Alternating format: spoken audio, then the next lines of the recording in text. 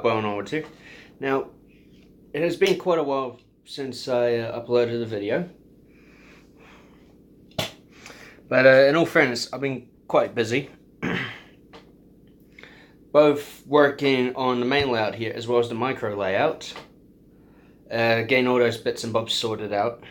Details and such.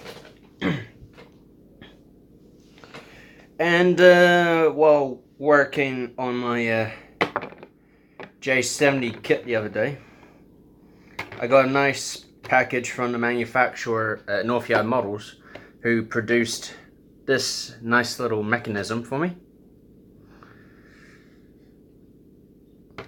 I got some spare parts from it.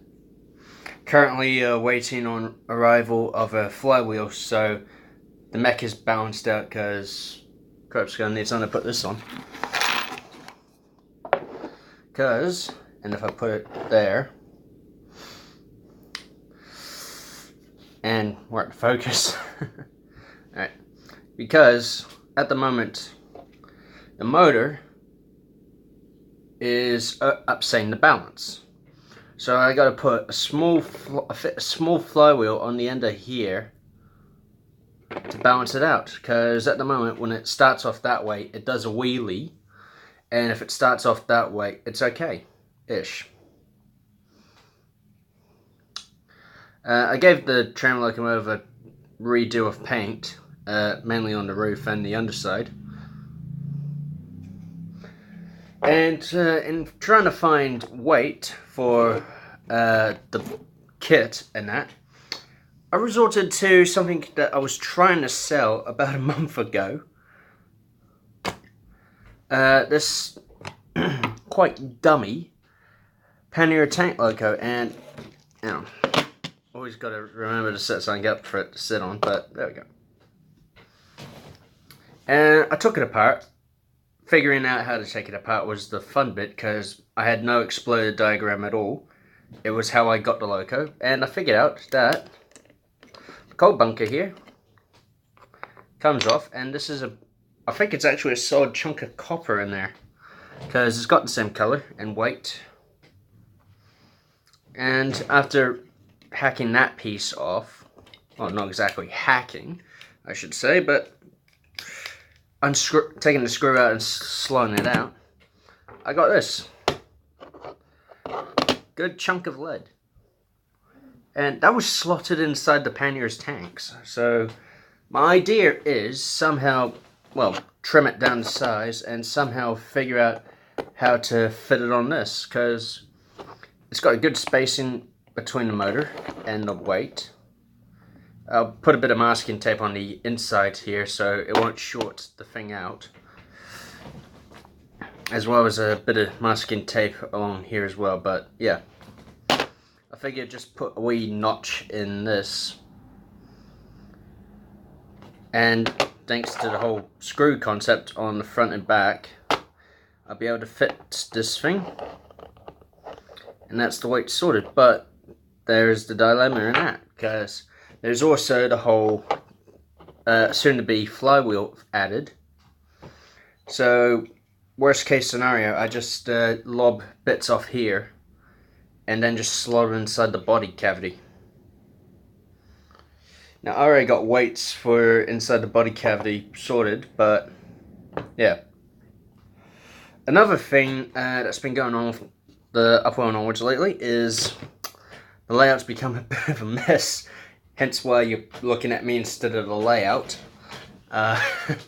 Because I'm not joking, from what I see boxes,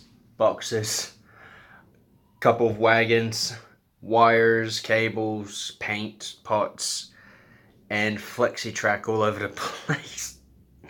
So before my next video, I'm definitely going to have to tidy things up a bit. And just fixing autofocus, because it's been a pain in the backside again. Shocker. But yeah, I'm also planning on completely tongue twist, rewiring the whole layout. I've purchased this neat cable, which I'll probably show on a mail video, that I'm planning on doing, as well as a new addition to my locomotive fleet. And while away, I have gained 1 or 3 new wagons, 2 of which I was surprised to get, really, because in all fairness, I got the wagons for nothing. I was given them by the president of the local model club. Cheers to you, mate. And here they are. Whoops. Because the micro layout is such a tight curvature, something like my pannier, the pannier here, would have no chance in going around it. This maybe, but yeah, basically I will only be able to run short wheelbase stock on the layout. So if I just quickly remove the vans, so if I only run something like this, no bother. But something like that might have an issue. And speaking of which, I'm going to be, apart from 2 points, going to be doing the track out of just Flexi Track. Just simple code 100 Pico stuff like this. Is this Pico? Yep. Because I got a mix of Atlas, Hornby, and Pico Flexi, so that's fun.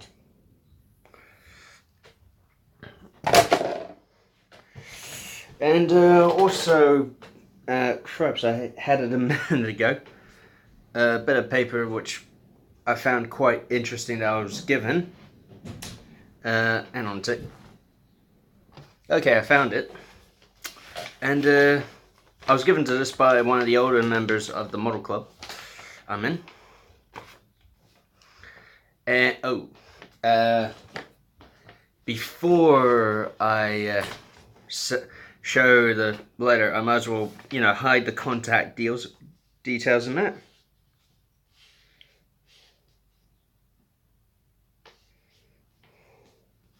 But since it's this same, since it is the same, basically the same town I'm in, and that, I'm not gonna bother hiding that bit, but yeah. Whoops. But yes, here it is. A nice wee letter. I'll just put it up for convenience. And yeah. On it we see, if I can hold it still, an order for a pack of Woodland Scenic track foam super sheets, as well as a Daylight Limited locomotive, which is a GS4. Now, I really can't give a fizzing frog about the American locomotive because I run British stuff, but and also the locomotive is for him. The track foam, on the other hand, for me. My mate's just working out the difference, and I just got to pay him that. Great. And one more thing before I end this video is a nice oddity that you don't see that much these days, and I have it just down here. It's that old. And that's this. I was given this quite a number of years ago by a very kind old man, I should say. And I don't know if he's still alive anymore, but if he's not, God rest him. If not, God bless you. And this is the original box, so I'm going to be really careful with it. All of this stuff is made in Western Germany, so, ow, whew, just have and I've checked the stamping, it does say Western Germany. The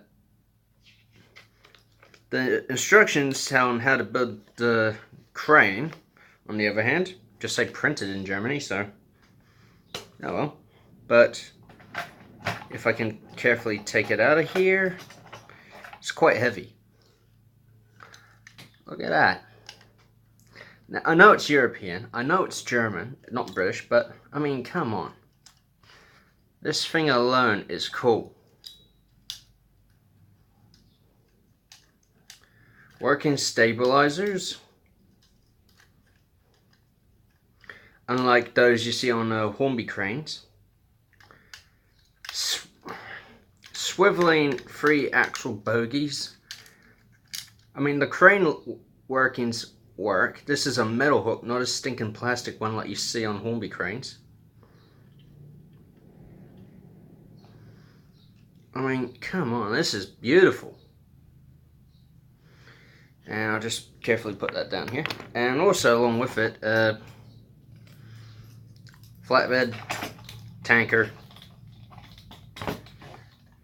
and a couple of American style box vans that are tin plate.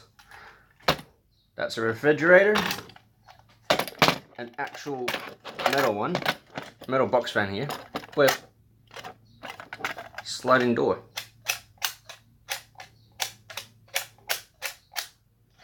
Nice metallic sound. I like that.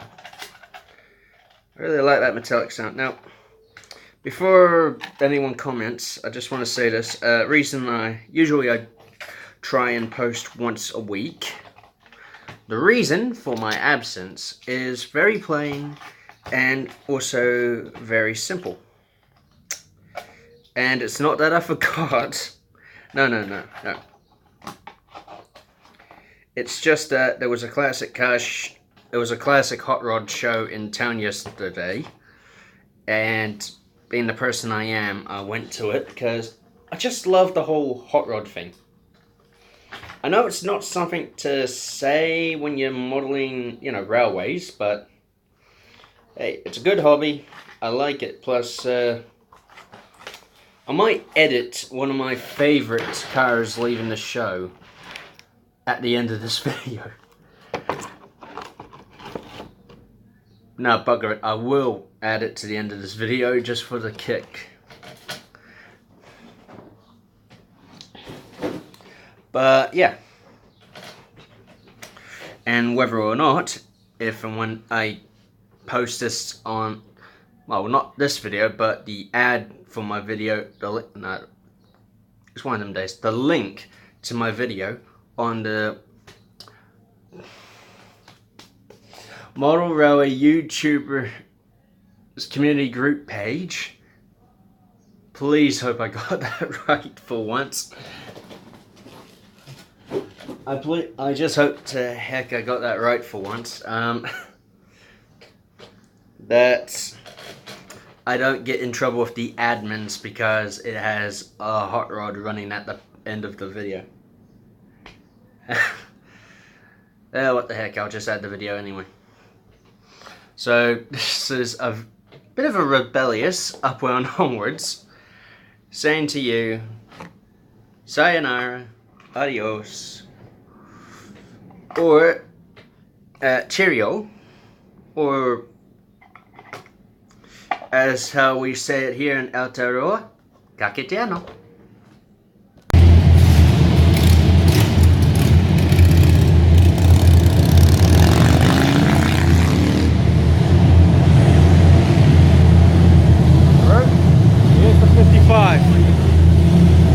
Oh, you got the gnarly fucking.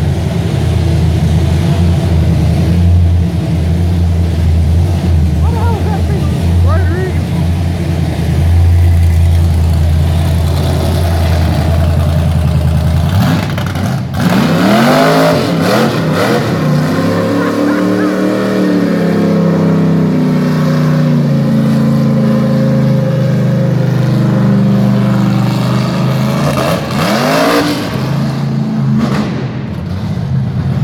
Now that's an exit.